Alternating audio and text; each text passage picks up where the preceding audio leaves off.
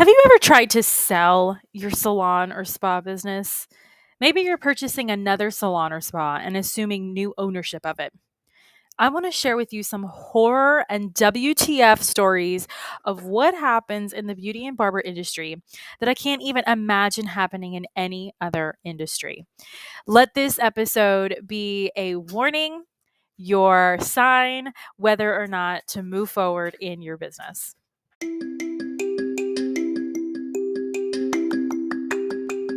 Are you a beauty or barber pro looking for that push to do that thing you've always wanted to do, whether it's in or out of the salon, spa, or shop? Are you tired of not feeling good enough, smart enough, skilled enough? Are you tired of not getting a handle on your mental health, boundaries, and insecurities? I'm Christine Sherwood, the BeautyPro coach, an internationally certified coach, a salon and spa owner, and your personal Jiminy Cricket. I use my own experiences, good and bad, as a salon owner to help you be more self-aware, authentic, and forward-thinking in your approach to life, in and out of the salon. It's time to reach your version of success with the BeautyPro Coach podcast. If you've heard my past couple episodes, we all start somewhere, okay? And there is no shame. This is a judge-free podcast. This is a judge-free episode, and I just want to share that we all got to start somewhere. And if you are someplace where you're not where you want to be, but you're in it, like you are in it, enjoy the ride. And I know it's so hard to say, but I promise you it's going to be worth it. And so, in my experience early on as an owner of a brick and mortar business, an actual salon or spa that has a mailing address, in those early days, we went looking around, starting our ownership education by getting out there to see the salons for sale. I mean, honestly, go on LoopNet, find local salons and spas that are selling. Learn from their mistakes, find out why they're selling.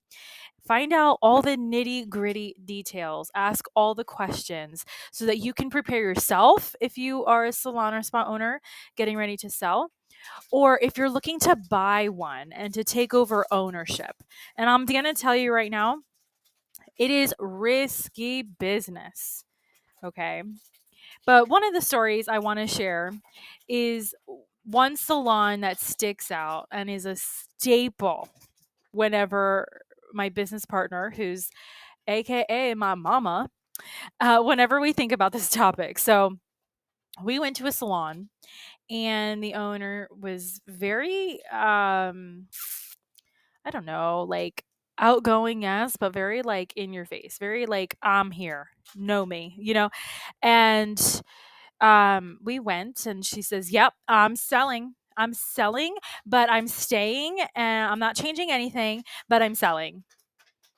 And we were like, "Okay. So why are you selling? If I'm the buyer, that makes me the new owner. And so this business, this brand, it's now mine and I can change it, do whatever I want with it because I'm the new owner." And we were like, "So why are you selling? Like, what?" And she was very adamant about what she wanted. And she goes, "Well, yeah, I'm selling. Here's the thing. I'm staying here. Nothing is changing. I just need you to take over the bills. You take over the bills. You can't change anything. I don't want you to change anything. And that's it." Okay. Here's the thing. If this is you, it doesn't make sense, babes, okay? It doesn't make sense. If you're selling something, you don't get a say. I mean, in an ethically moral world, like you don't have a say. You can't be an Indian giver, okay? You can't be an Indian. You can't like give it away and then like not do. You know what I'm saying? At the time of this particular visit, um, we were babies. We were just starting to walk in the business realm. So we were super self-conscious and thought, wow, this is so weird and confusing. Like, how can she be selling, but then she doesn't then but it's not mine. Like how does that work? Okay. And we were like, whatever. Okay. And we kept going. Which let me just interject right here. This is not to offend anybody. This is not to offend, not to label, not to hurt anybody's feelings. I know before I used the term Indian giver. This is not to offend, it's a figure of speech. So I do want to apologize before moving forward. And so another salon owner was selling, and she made it super complicated for the buyer to come see the salon. Like the day, every time that the buyer was saying, hey, I could do this time, I could do this time, I could do this time on this day, this time on this day, she would come up with some kind of excuse. And eventually she said, well, I'm going on vacation, so I can't do any of those times. When I come back, we'll set up a time. And she did come back. And the person who the buyer was, set up a time to go see it, the seller of the salon who went on vacation, she didn't even show up to the salon on the date and on the time that they were scheduled to see the place. I mean, the poor realtor, who by the way was sick with like pneumonia. He was in the hospital doing this deal. I felt so bad for him when I heard this story. And there was like a back and forth, back and forth, back and forth, and the buyer, thank God, had enough self-worth to say, you know what? It's unfortunate that you missed the date, that you didn't show up. Thank you for your time. And they kept moving. Like, how beautiful was that? How secure was that person, that buyer, that other person who wanted to, buy the business? How beautiful were they in wanting to just make peace with collecting the data that they received and move forward? Like, wow, I wish I could do that in my relationships. Okay, and then now here's a third example, okay? So another salon and spa was being sold, and they were charging like, I don't even know, I think it was like $10 for haircuts, for a woman's haircut, okay?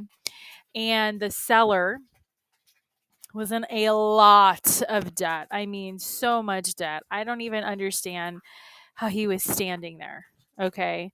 I couldn't understand like why he was only doing $10 a haircut. The back bar was an absolute mess, color everywhere. There was mold. The place was in really bad shape, but he actually refused to change his way. He refused to see the value of charging per hour of his industry, of his career. He did not want to change his methodology as well, but like he was in a really desperate spot for money. And you can tell that he just wanted to get the heck out of this business. He wanted to run away from his debts and have somebody else buy his business, buy his debt, buy his problem. It literally broke my heart to hear and see this. And I tell you this because, when you are getting ready to sell or you're getting ready to buy, make sure that you have everything in order. And I mean everything. You need to understand your numbers so that you can present that to somebody else, because somebody else is going to see that. And whether you know it or you don't know it, you're going to screw them over, whether they are a savvy, shopper or not. These stories that I'm talking about in today's episode, they are real. I saw them firsthand, these stories. And this is happening all across the country in beauty and barber salons. These owners and stylists, estheticians are in so much debt, they can't even see straight. Like, I know of an esthetician who hasn't done taxes. She's like evaded her taxes for like 5 years. Like, what are you doing right now? Okay? This is no longer like financial woes here. These are emotional incarcerations, okay, of refusing to get out of your comfort zone, learn the materials, and change your life for the better. You can't sell your business and still want to be the boss, okay? It doesn't work. It doesn't make sense. It's not logical. It's not ethical or moral, okay? There's a lot of lawsuits out there because people keep to their ego trip and they don't want to change.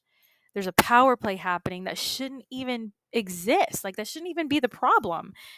If you're selling, well, you've already made up your mind to give it to somebody else.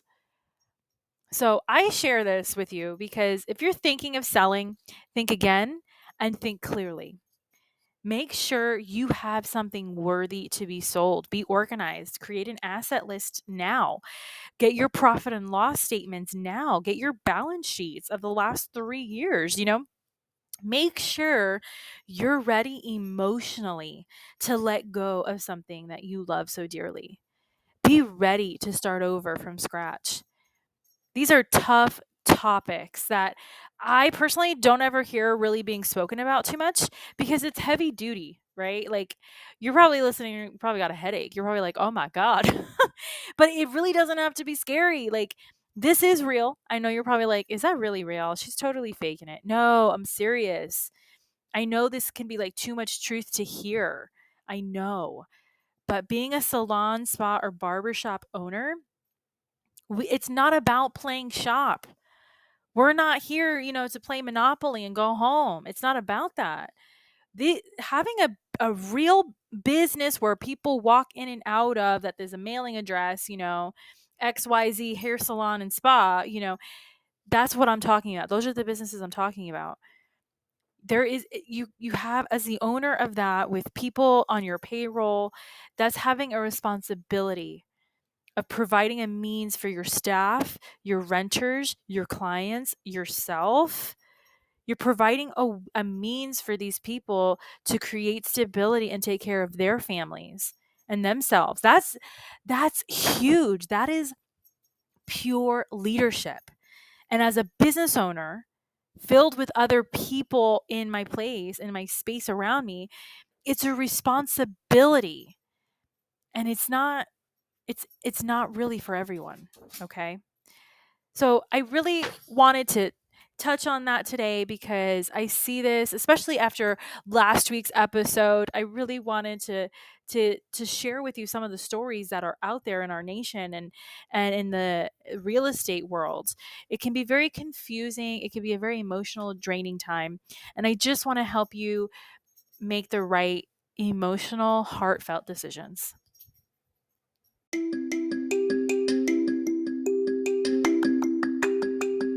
If you loved this episode, subscribe to the BeautyPro podcast on Spotify and Apple Podcasts so you never miss an episode. Don't forget to leave your reviews, stars, feedback so I can continue bringing the content you deserve and want most. Your feedback fuels this podcast. The more you give, the more you get back. You can follow me at The BeautyPro Coach on Instagram and Facebook. Want to contact me directly? Email me at befree@goldentruthcoaching.com.